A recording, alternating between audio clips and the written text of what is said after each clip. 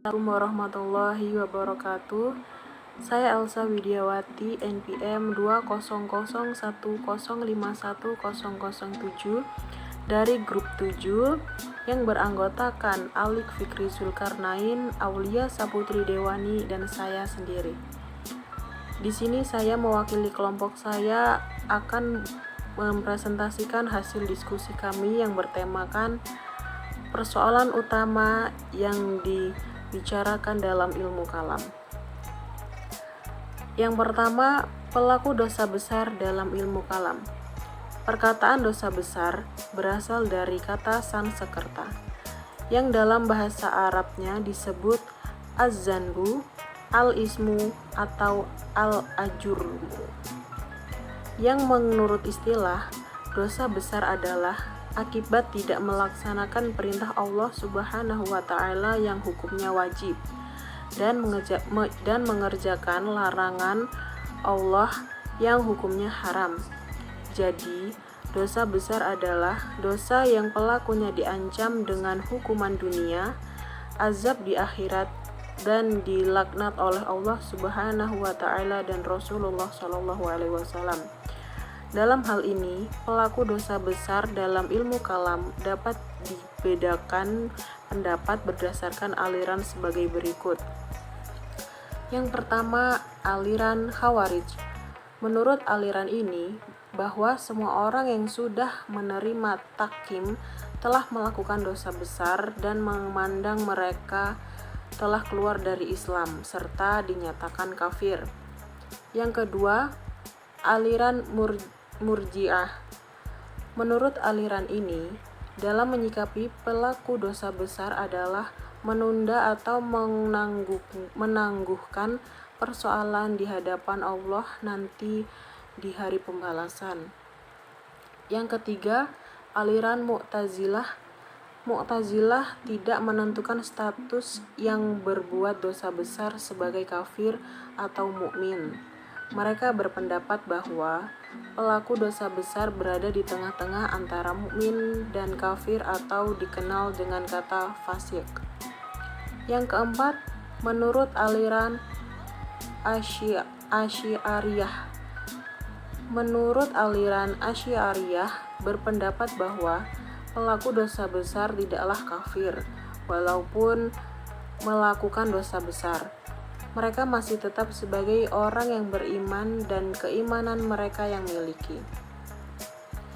Yang kelima, menurut aliran Maturidiyah. Aliran ini baik Samarkan maupun Bukhara memandang bahwa pelaku dosa besar tidaklah kafir dan tetap diakui sebagai mukmin selagi masih beriman kepada Allah dan Rasul-Nya. Yang selanjutnya, iman dan kufur dalam ilmu kalam.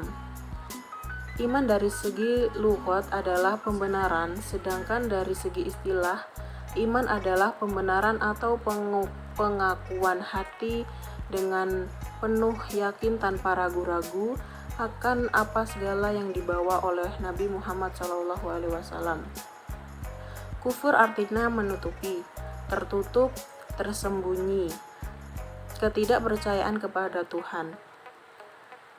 Kufur adalah mengingkari adanya Allah dan tidak membenarkan apa yang datang kepada Nabi Muhammad, baik sebagian atau keseluruhan. Dari beberapa aliran dalam ilmu kalam memiliki perbedaan pendapat sebagai berikut. Yang pertama, aliran Khawarij.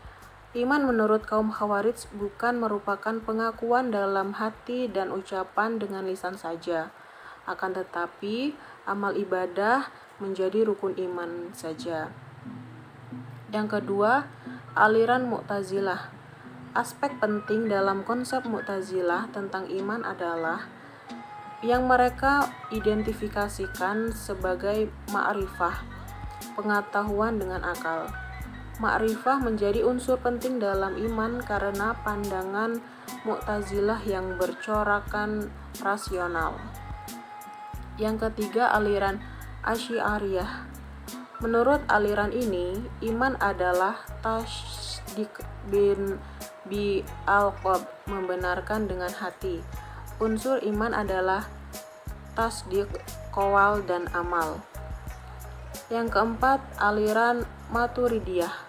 Menurut aliran ini, iman adalah tasdik bi al-qalb, bukan semata-mata iqrar bil al-lisan. Menurut Al-Maturidi sebagai suatu penegasan bahwa iman tidak cukup hanya dengan perkataan, sementara kalbu tidak beriman. Yang selanjutnya, perbuatan Tuhan dan manusia. Perbuatan Tuhan. Semua aliran dalam suatu pemikiran kalam berpendapat bahwasannya Tuhan sebagai pencipta, melaksanakan kehendaknya. Tuhan pasti melakukan berbagai perbuatan. Perbuatan di sini dipandang sebagai konsekuensi logis dari zat yang dimiliki kemampuan untuk melakukannya. Di antara perbuatan Tuhan menurut aliran Mu'tazilah, Asy'ariyah, dan Maturidiyah sebagai berikut. A. Kewajiban-kewajiban Tuhan terhadap manusia. B. Perbuatan baik dan terbaik. C. Beban di luar keimanan manusia. D. Pengiriman rasul-rasul. E. Janji dan ancaman. Perbuatan manusia. Berikut ini merupakan perbuatan-perbuatan manusia menurut aliran Mu'tazilah, Asy'ariyah, dan Maturidiyah. Yang pertama, menurut aliran Mu'tazilah, memandang manusia mempunyai daya yang besar dan bebas. Perbuatan manusia bukanlah diciptakan Tuhan pada diri manusia, tetapi manusia sendirilah yang mewujudkan perbuatannya. Menurut faham Asy'ariyah, perbuatan manusia pada hakikatnya adalah perbuatan Tuhan diwujudkan dengan adanya Tuhan dan bukan daya manusia. Menurut Al-Maturidi, ada perdebatan antara Maturidiyah Samarkand dan Maturidiyah Bukhara mengenai perbuatan manusia.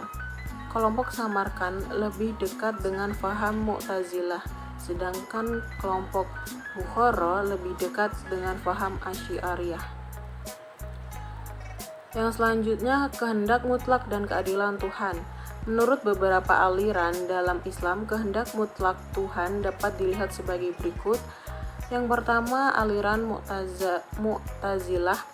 Aliran Mu'tazilah mengatakan bahwa kekuasaan Tuhan sebenarnya tidak mutlak lagi. Aliran Asy'ariyah. Kaum Asy'ariyah, kaum ini percaya pada kemutlakan kekuasaan Tuhan, berpendapat bahwa perbuatan Tuhan mempunyai tujuan. Yang ketiga, aliran Maturidiyah.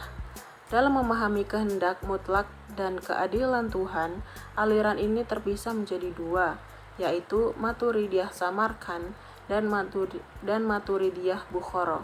Kehendak mutlak menurut Maturidiyah Samarkand dibatasi oleh keadilan Tuhan, sedangkan Maturidiyah Bukhara berpendapat bahwa Tuhan mempunyai kekuasaan mutlak.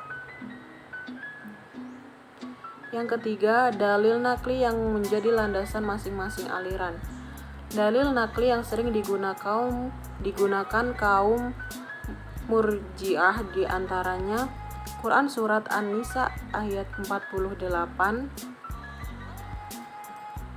Asy'ariyah yang sebagai besar dianut umat muslim Indonesia memiliki beberapa dalil nakli yang menjadi penguat ajaran yang diyakini. Berikut beberapa di antaranya, salah satunya tentang Nabi dan Rasul. Dalilnya adalah sebagai berikut. Makana Muhammadun aba ahidim mirajalikum walakin Rasulullahi wa khotan nabiyyin wa kana Allahu bikulli syai'in alim. Quran Surat Al-Ahzab ayat 40.